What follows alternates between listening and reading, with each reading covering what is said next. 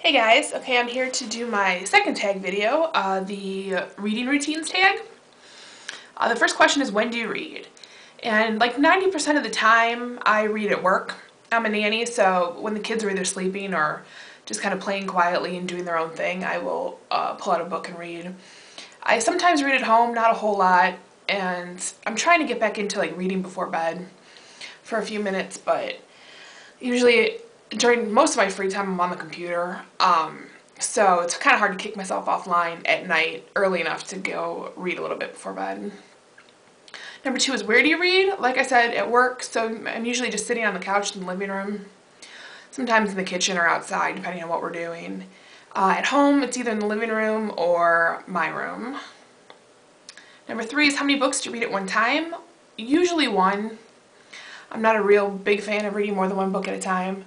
I will sometimes do two, but they're never like similar books or the same genre.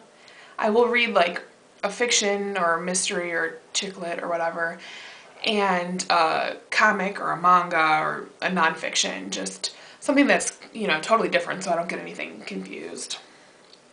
Do you take breaks in your reading? Does that mean like during a book or between books? Because I don't think I've ever read a book in one sitting. First of all, I don't really like doing that, and then I don't have the time to read in big, huge chunks like that. So you definitely take breaks in a book, and between books, sometimes. Like if I finished a book that I really, really like one of the Harry Potters or something like that, that you kind of need a break to kind of get yourself out of that world.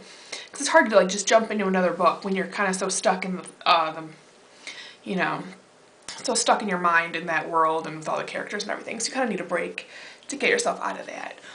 Or if I just finished a book I don't like at all, or a couple books that were, not real great, sometimes I need a break just to kind of reset and remember, or try to find a book that I know I'll like to remember how much I actually like reading once you find something good.